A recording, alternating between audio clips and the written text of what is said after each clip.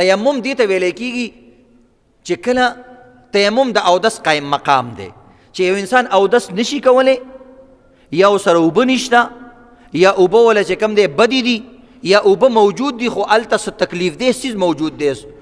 مثلا شیر موجود دی اور لګېدلی دی داسې بل څه ضرري شی دی چې هلته دا اوبه نشي حاصلولی بغیر د تکلیف نه او نږدې اوبه نشته 1 کیلومیټره پورې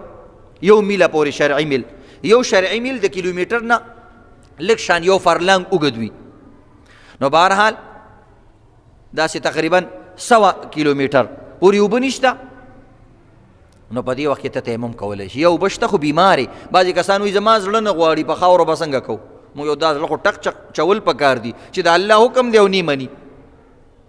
دا نه دی ویل پکار خاوره ډېر بهترین چیز دی انسان پیدا د خاورې نه دی انسان پیدا د اوبو نه دی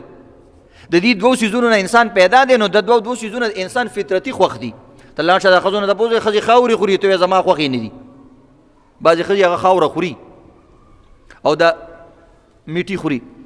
نو بهرحال عزتمندو تیمم احکامات تیمم هله صحیح کېږي تیمم کې یو څو خبرې ضروري دي یو نیت پکې ضروري دی چې کوم انسان نیت ونه کړي د تیمم نه کېږي او دس کې نیت فرض نه دی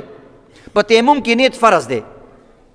اصل کې اوبه خو پیدا شوي دي صفایي دپاره دي نو هلته که ته نیت ونه کړي تا صفا کوي خو خاورې د پاکۍ دپاره پیدا شوي نه دي خاورې خو سړی ککړی نو دې وجې نه ته پکې نیت کې چې نیت دې وکړو نو هله به دې صفا کوي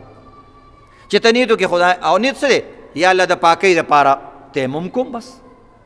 پخوا به پښتنو نیت کو نیت به کو تیمم کوم د پاره د خدای چې پاکی په ما روا شي ناپاکي زما جدا شي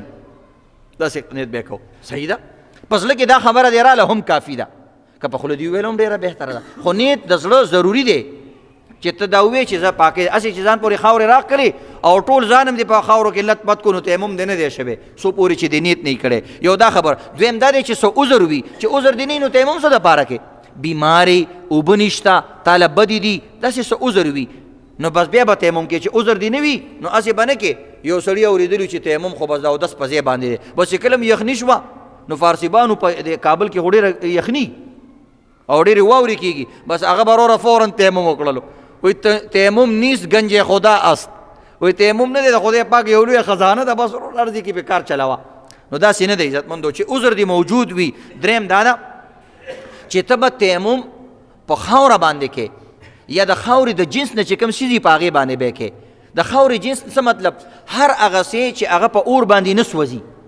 او یا په اور باندې نه ویلې کېږي هغې ته خاوره ویلی کېږي په شریعت کې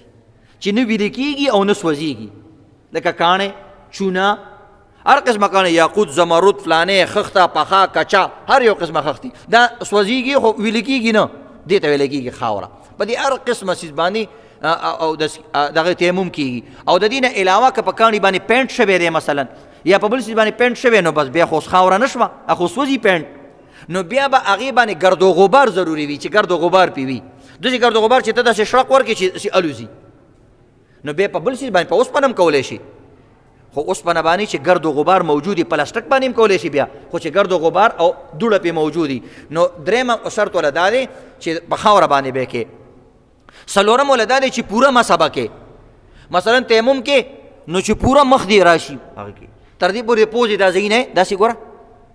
لاس به راولي د پوزې دې ځایونو پورې پوره هغه باندې او ګیره کې هم داسې لاسو سره وبې څنګه چې اوبو باندې تا نه ذره ځای پاتې شي مخ نه او اودس دې نه کېږي نو په تیمم کې هم که تا نه په مخ کې ذره حصه پاتې شوه نو بس بیا دې نه کېږي نو دا پکې پوره مسه به کې او لاس به نه اوچتې داسې چې د یو ځل لاس شروع کړو نو لاس به اوچتې نه که لاس دې اوچت کړو بیا به بیا خاوره کې لاس وی نو بهرحال درېیم شرط څلورم شرط دا دی پنځم شرط دا دی چې پوره لاس سره به چې کوم دی مسه کې هسې ګوتې به ځان باندې نه راکاږي پوره لاس به راکاږي او بل شرط وله دا دی چې ښځه حیض او نفاس کې نه وي که حیض او نفاس کې څلوېښتۍ کې نو بیا خو تیمم سره هغې اودس کېږي نو نه ضرورت شته او اتم نمبر دا دی اوبه به لږ طلب کې چا نه به تپوس کړي چې اوبه شته که نشته یا خپله اندازه به وکړي داسې غر د پاسه اوچت ځي کې به ودرېږي خوا او شا به داسې 400 ګزه به دې خوا وګوري 400 ګزه دې خوا دې خوا به وګوري مارغان نشته او داسې درنده نشته نو پته ولګي د اوبه نشته دی بس ځه یا به چا نه تپوس وکړي بس چې چا ورته ویلي خوا او شا کې اوبه نشته بس بیا تیمم وکړه دې شرطونو سره تیمم کې دویمه مسله دوه فرضونه دي دوی ارکان دي او بعض وی درې دي. یو پکې نیت دی، نیت به خامخا کې اسان نیت تیمم کوم د پاره د پاکۍ بس لږ دا راواله همدې دپاره خلک کوي. او دا یاد لري د غسل او د اودس یو تیمم دی ښه، فرق پکې نشته دی، بلکې که دواړه نیتونه په یو تیمم کې کې دواړه کاره دي پې کېږي، ایک تیر دو شکار. نو بهرحال یو پکې نیت فرض دی، دویم پکې دوه ضربونه مطلب دوه ځل په ځمکه باندې لاس وهل، یو ځل به لاس ووې په مخ بیا راکاږي، دویم ځل به لاس ووې په لاسونو بیا راکاږي. دې ته ویل کېږي به دا ستا تیمم وشو. نو دا پکې ډېر ضروري دی چې کوم کس بیماري نشي کولی بل کس به وله وکړي.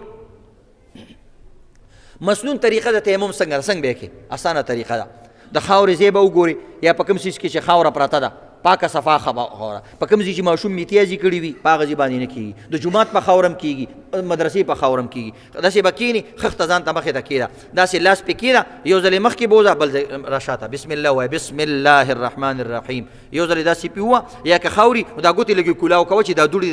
د دې ګوتو په منځ کې لاړې شي، داسې وکړه او بیا یو ځل به چې کوم دی په مخ باندې داسې راکاږي، داسې دا ټول چې دې پوزې دې ځایونو کې راشي. که میخکې وي هغه هم خوځول پکار دي، یا داسې ښځو بل څیز په مخ راښکلی دی یا لګولی دي نو هغه به دا ورسره خوځوي راخوځوي. نو دا یو شو. دویم ځل به بیا داسې کار وکړي مخکې وروسته به لاس بوځي، که لاس پورې د خاورې ډېري نو داسې چل کولی شي دوړې دې وڅنډه، که ډېرې زیاتې پوکې هم ورکولی شي، خو داسې نه چې لاسونه واپس داسې صفا کړي نو بیا د تیمم څه دپاره کوه خو لاسونه دې واپس صفا کړه.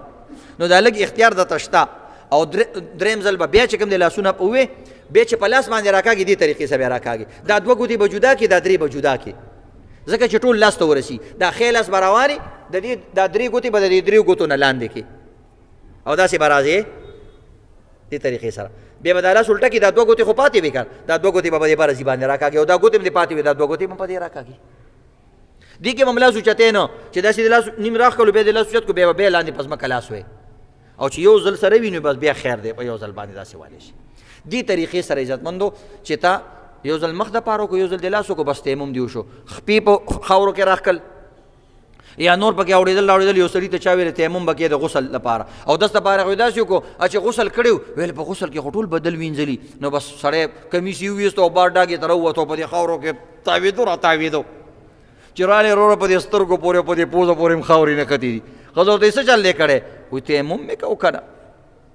وایي دا څه دی؟ وایي د غسل تیمم. نو د غسل او د اودس یو شان تیمم دی، الله اسانۍ سره رالیږلی. دا اور عجیبه امت دی، الله رب العزت په خاورو کې هم د دې دپاره صفایي ایښې ده، په خاورو کې هم د دې دپاره صفایي ایښې ده.